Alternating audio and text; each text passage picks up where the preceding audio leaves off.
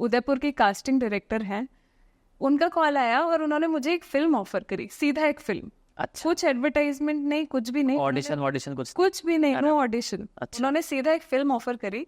उन्होंने कहा कि आपका फेस वैसा है जैसा हमको इस कैरेक्टर के लिए चाहिए। अरे वाह।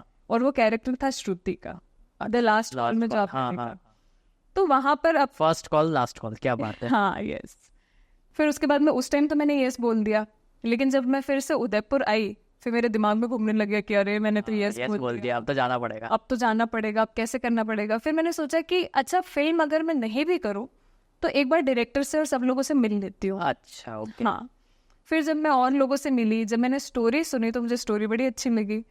मुझे लगा कि ओके, कर सकते हैं, लेट्स डू इट। तो जब लास्ट कॉल का शूट हुआ तो it was my first time, और आई टेल यू, मैं वहाँ पर बैठी थी और मेरे सामने इतने सारे कैमराज लगे हुए थे। अच्छा।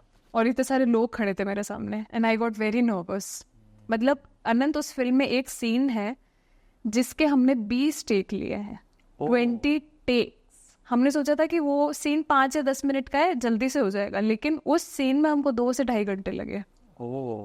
कभी है ना, कभी ये नहीं हो रहा बराबर, कभी डायलॉग नहीं हो रहे हैं, कभी मैं डायलॉग भूल रही हूँ, कभी नर्वस हो रहा है।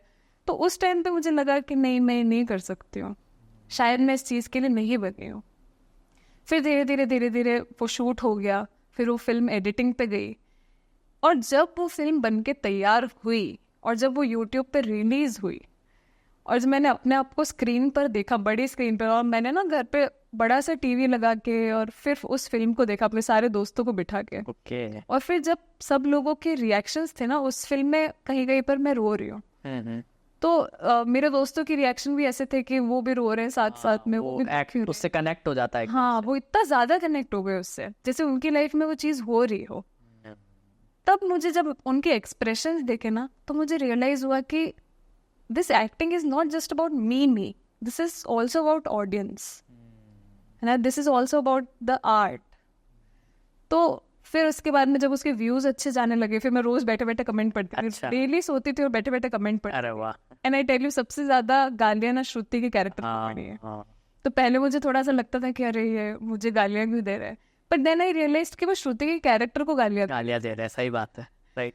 तो फिर मुझे लगा कि अच्छा, ये गालियां दे रहा है मतलब ये रिलेट कर पा रहा है। और आई टेल यू, उसके कमेंट्स में लोगों ने अपनी पूरी स्टोरी, लव स्टोरी लिखी है। तो जब वो फिल्म इतनी अच्छी चली, जब लोगों के रिव्यूज आने लगे, लोग बाग मुझे पहचानने लगे, देन आई रियलाइज्ड कि नहीं, थोड़ा टफ हो सकता है जर्नी, लेकिन I want to do this. फिर धीरे धीरे फिर मुझे कुछ एड्स ऑफर होने लग गए, फिर और फिल्में ऑफर हुई, फिर एक गाना भी आया हमारा, कहीं खोए हुए करके गाना है, तो इट वाज रियली फन। उस शूट में मुझे मज़ा आने लग गया, नए नए लोगों से मिला। जो चीज़ मैं BBA MBA में अपने आप को बंधा हुआ महसूस करती थी, मुझे यहाँ पे वो फ्रीडम मिली एक्टिंग के थ्रू।